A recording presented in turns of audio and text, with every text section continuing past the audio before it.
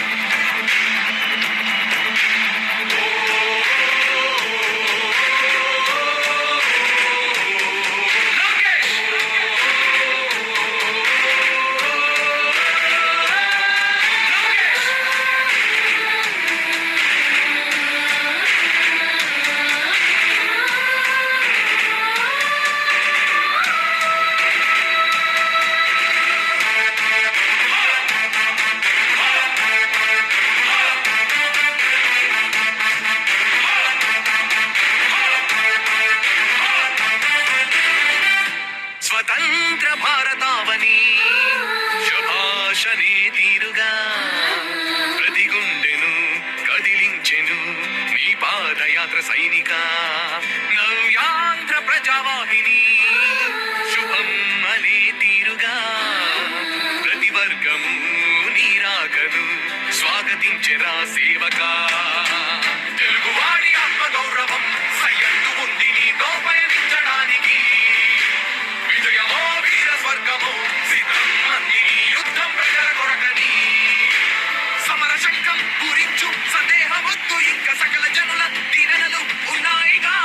విజయ ఢంకా మోగించు నారా లోకేష్ ఇంక వైసీపీ మోసాలు తెలిసా.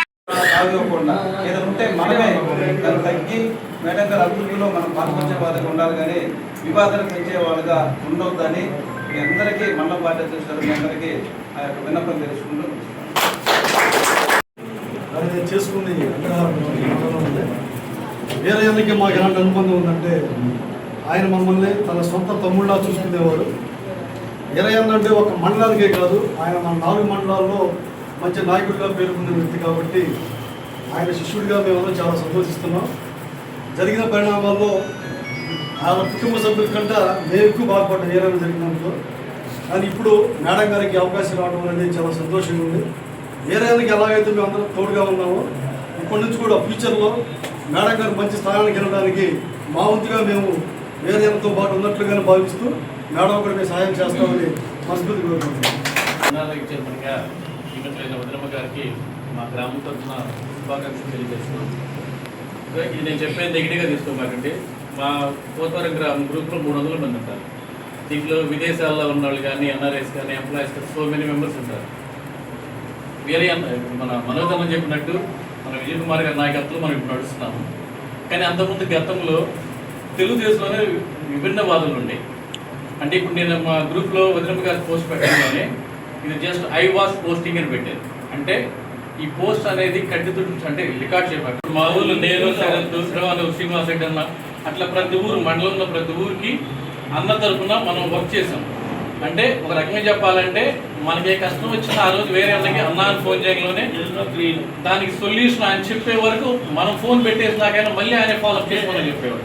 అంటే ఒక్కొక్క ఊరికి ఒక వేరేలాగా ఇప్పుడు మనం వర్క్ చేస్తేనే మన మనుగడ ముందు మనం ఇది 10 సంవత్సరాలు 15 సంవత్సరాలు మనం వర్క్ చేసింది నిరంతరం అవ్వకుండా మనం సద్వినియోగం చేసుకోవాలంటే వేరే ఆశయాలకు అనుగుణంగా ప్రతి ఊరికి ఒక్కొక్క 2 వేరే లెక్కన అందరు తయారు చేసి గడ్డి పోచు కూడా పేరితే ఒక పెద్ద తాడు ఎట్లా తయారైందో ఆ విధంగా మనం వర్క్ చేస్తేనే ఇవాళ వదినమ్మ గారికి వచ్చిన పోస్ట్కి ఇది ఓన్లీ జస్ట్ మా రాజకీయ ప్రస్థానానికి నాంది.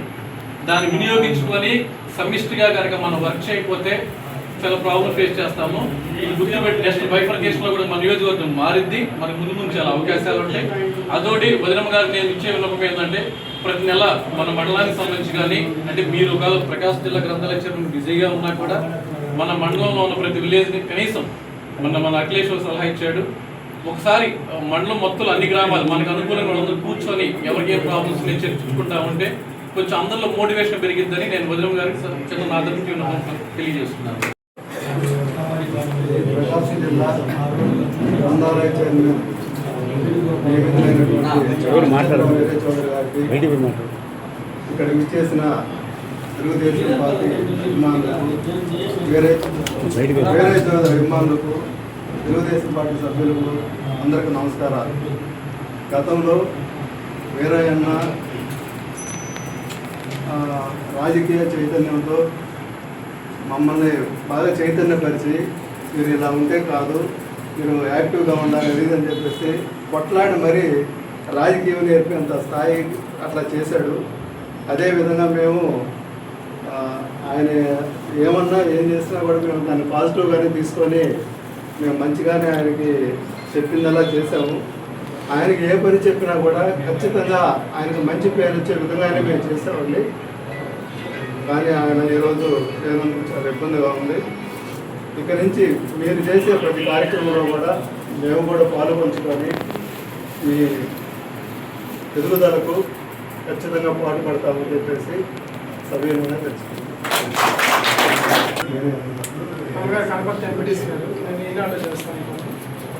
అన్న నాకు అమ్మగారు నిలబెట్టేటప్పుడు అన్న ఫోన్ చేసి ఇట్లా అనుకుంటున్నారా సరేనా అన్నాను. మామూలుగా క్యాజువల్గా అతని గురించి నాకు అంత ఐడియా లేదు అప్పుడు. తర్వాత అతను వర్క్ ఎలా ఉందంటే కనపర్తి చరిత్రలోనే ఆ 25 ఏళ్ల చరిత్రలో మనకు వచ్చిన మెజారిటీ అనేది ఎప్పుడు రాలేదన్నమాట. అప్పుడు ఆయన సత్తా ఏందో తెలిసింది. అప్పటి నుంచి అతను అంటే ఉంటున్నాను. అతను ఏ విషయంలో ఫోన్ చేసినా కూడా ఎంత చిరాకులో ఉన్నా అరే నన్ను నా పేరు రామారావు అయితే రాముడు అంటాడు, అరే రాముడు తర్వాత చేస్తానని అంటాడే కానీ ఏ రోజు కూడా నన్ను గట్టిగా మాట్లాడటం కానీ లేదు. అతను అంత పనిచేసే విషయం చీరాల ఎమ్మెల్యే గెలవడంలో అతని పాత్ర చాలా ఉంది. అప్పుడు కూడా ఫోన్ చేసి అలా రెస్ట్ ఎందుకు రెస్ట్ ఎక్కడ నాకు ఎక్కడ ఉంటుంది రెస్ట్ అనేవాడు. గతం 4 నెలల ముందు కూడా నేను ఒక విషయమై కలిశాను. అప్పుడు మాట్లాడాడు నాతో. కనీసం వారంలో 2-3 సార్లు ఫోన్ చేస్తాను. ఎంత పరిస్థితుల్లో కూడా చాలా చక్కగానే మాట్లాడతాడు.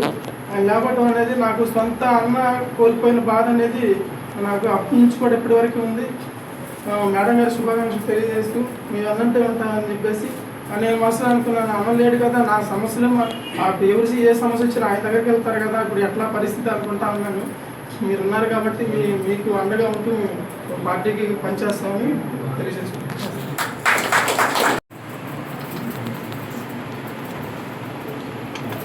ఎవరైనా మాట్లాడారు లక్ష్మారెడ్డి ఇచ్చా అయ్యా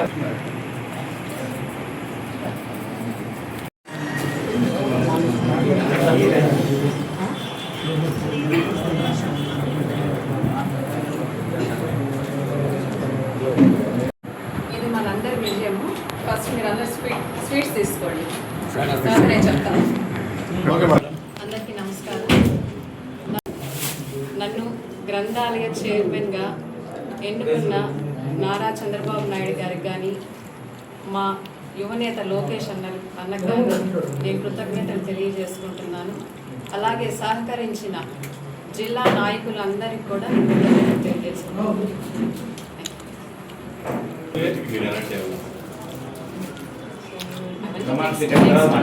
ఇంకా ఏమి కాదు, నేను ఇంకా అసలు ఏమి ఒక అడుగు కూడా ముందుకు జస్ట్ ఒక అడుగు పెట్టాను అంతే. దీని గురించి స్టడీ చేయాలి, స్టడీ చేసినంత ఏదైనా మాట్లాడతారు. ఏం స్టడీ చేయకుండా ఏం మాట్లాడతారు? వాళ్ళు జస్ట్ ఇంట్రొడక్షన్ ఇచ్చేయారు. అండ్ డిసైడ్ అంటే మేము ఇంకా వేరే లీడర్స్ని కలవాలి.